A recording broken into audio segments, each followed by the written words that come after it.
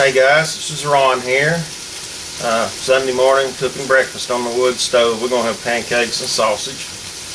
I wanted to take this time while I was cooking to talk about a little thing that's current in the news.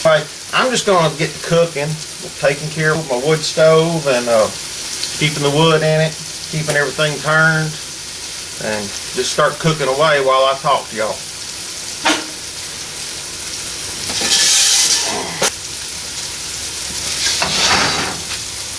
Guys, as y'all know, but Food Network has fired Paula Deen, used the N-word,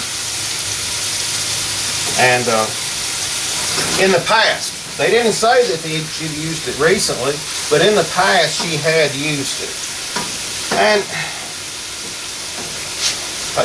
she lost her job because of it. Well, here, I'm not racist. I'm not racist, but I'm not racist. I tried my very best not to be. But I got to tell y'all guys this. I was raised in the South. And saying that, you know, I was born in '67. And it was after a lot of the racial tension. Even though I'm a couple hours from Birmingham, where the racial tension was extremely bad there, my understanding. I remember one time in my whole life seeing the KKK, and I don't know why. We was going to Birmingham for some reason and stopped at a Quincy's restaurant for lunch, dinner, I don't know. And it just so happened out there on the highway, Highway 78, the KKK was having a roadblock.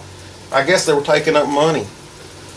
But that was the first time in my whole life I'd ever seen that besides on TV. And you know, I was just a little boy, but I remember them people in them white suits scared me. You know, and I'm white, so, you know, I could understand where, considering their beliefs and the things that's been talked about them, where it would scare a black person, you know.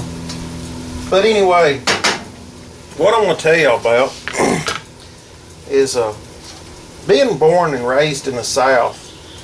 You are accustomed to hearing and saying certain things. Just because you was accustomed to hearing them and saying them didn't mean that you was racist. For instance, my mother was a Sunday school teacher for years, God-fearing woman. My daddy's a preacher, a deacon before that, and a preacher. And I like to think my parents don't have a racist bone in their body either. I can't recall ever them doing anything that would give me the impression that they were. So, but again, being raised in the South, you're accustomed to saying and hearing things. And I can recall my mom and daddy using the N-word. Not on a regular basis. It was not in our vocabulary. That's something that we used every day, or even occasionally. Very seldom, I'll say, it was used. But when it wasn't as a racial slur. It was more of just a description of something. And one of the things that comes in mind. Now, live in a small town, and we only had, I don't know, we're probably about 3,000 people, and I dare say our black population is probably less than 100. Maybe be quite less than 100, I don't know. But when I was growing up, most of the black people lived in one certain area. And it was known as the N quarters. Now, that was what it was called. It wasn't that's where, or to my belief, it wasn't because that's where they were forced to live. It's where they chose to live. Anyway, that was just what we called it. I'm pretty sure I've even heard some of the black people call it the quarters before when I was growing up. But it never was intentionally a racial slur. Saying that,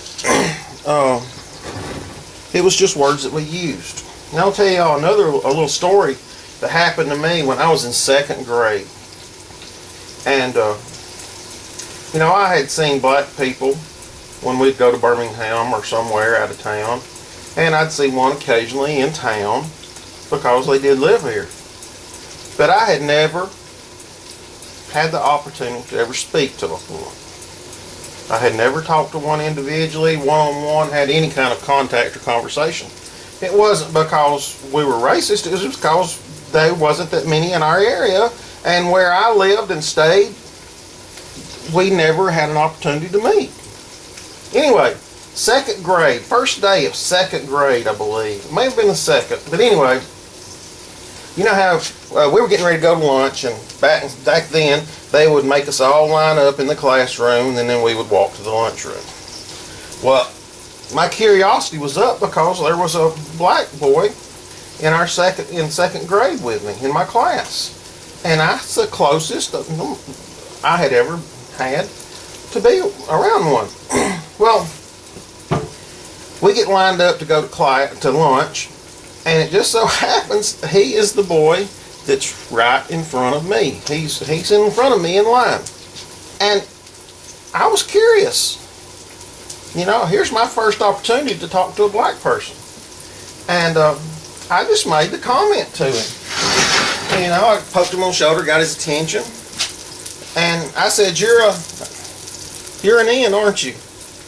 Well, he just looked at me kind of strange and left and went to the teacher. Well, I thought that was rude, you know. I asked him a question, you know. I just expected an answer him to talk to me.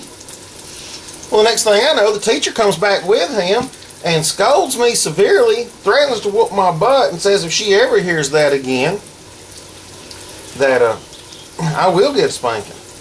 And I asked why, what have I done? And she said, well, you need to go home tonight and ask your parents about you saying that word.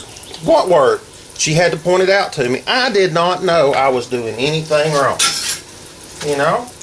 And so that was my first experience with a black person. We went to school together for 12 years and became friends. And I never forgot that. I mean, I guess that's a good thing I never forgot it. But it was just something innocent. It was just a word in the South that we used. And there's not many people that live in the South that haven't used that word before.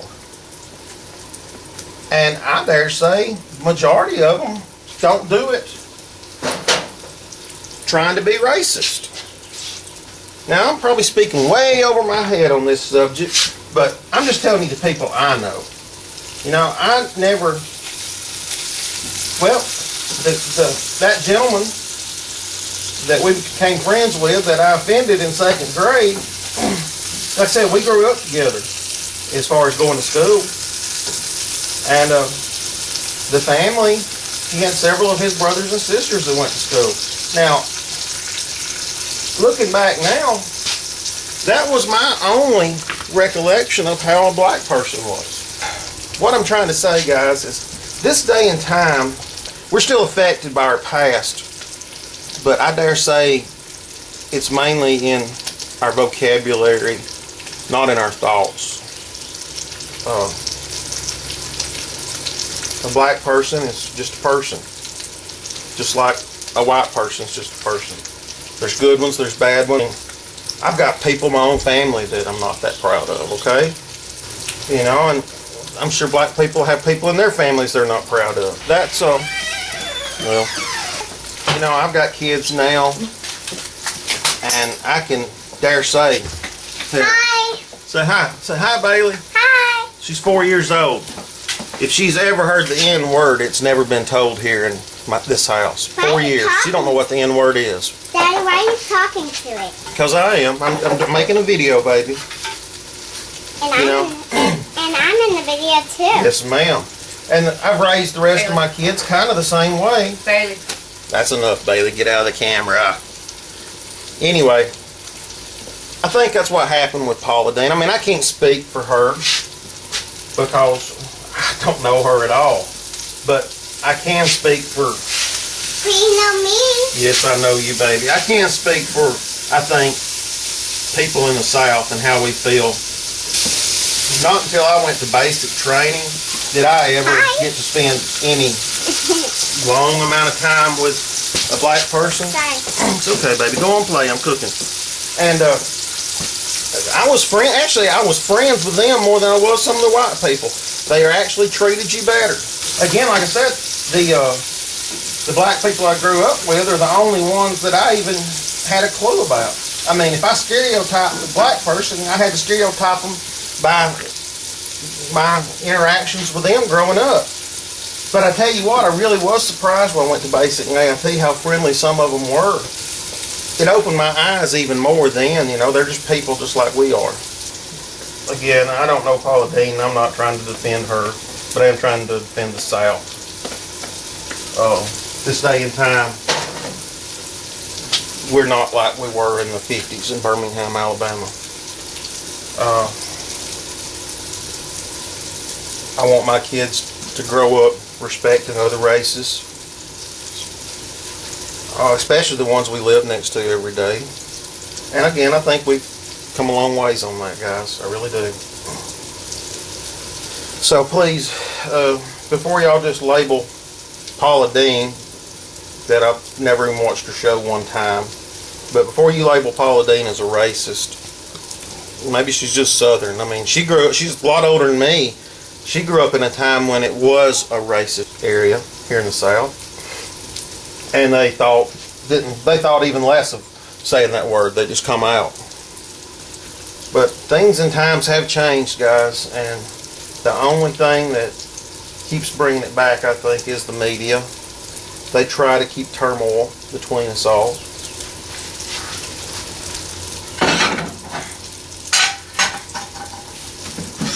I'm put more wood in the fire.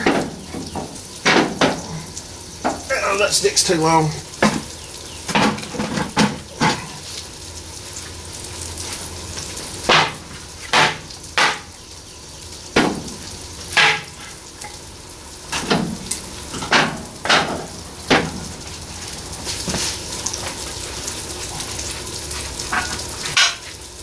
It's hot.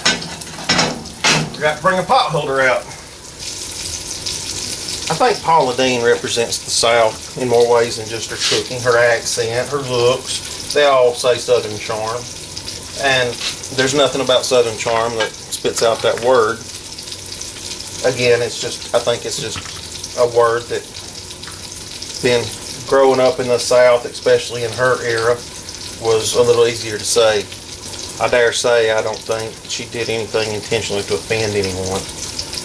So, guys, just keep that in mind while we sit here and we cook sausage and pancakes on the wood stove. I appreciate y'all taking the time to listen to me.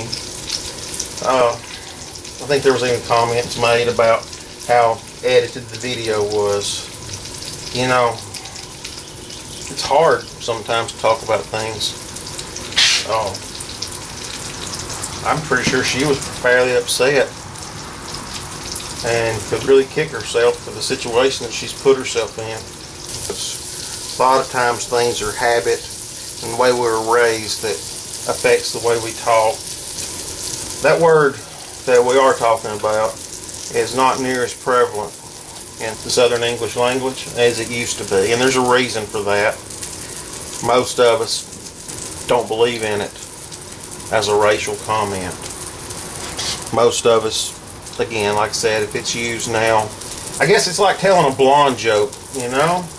We all know blondes, not all blondes are stupid and dingy. You know, some of them's pretty smart. Same as a brunette or a redhead or whatever. We're all just people, and there's just a few things that distinguishes us from each other, makes us all an individual. It just so happens that skin color is one of those things, but it's getting to where nowadays that skin color's not being thought of near as much. And again, I don't think Paula Deen did anything intentionally. Personally, I don't think she did. So y'all keep that in mind and y'all take that into consideration before y'all want to crucify her.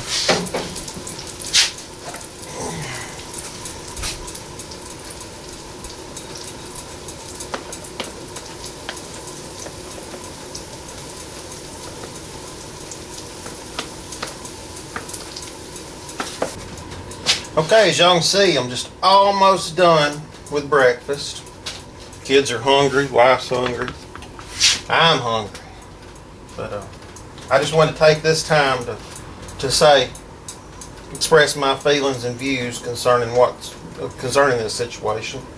I guess I'm best sum it up with, of course y'all might know I'm over a group of gun rights group, and there's a local militia that comes and visits our groups, and I wanted to kind of clear the air for everybody that didn't know, because militias have a bad rap, I guess you'd say. But I asked them, I said, well, how do y'all feel about black people and Jews? And I think it took them by surprise, because they weren't expecting that. But one of them stepped up and said, well, they're people. And that's it, guys. That's a Southern militia view of the different races. We're all people, and we all make mistakes. We're creatures of habit with our words, and just because sometimes things slip up, things are said, does not mean that we intentionally try to offend that person, or we think we're of a higher status and better than that person. To my subscribers and to anybody else that might happen upon this video, if I offended you, I apologize. This was not in any way supposed to be anything that I wanted to make offensive towards any race or any group of people. We're all people, we're all Americans here, and we all got to stick together. It takes everybody. And again, just keep in mind, there's some bad habits down here in the South, but for the most part, we're a whole lot better place than we was 100 years ago. And we're all trying to make it better every day. Anyway, God bless. Y'all have a good day. See ya.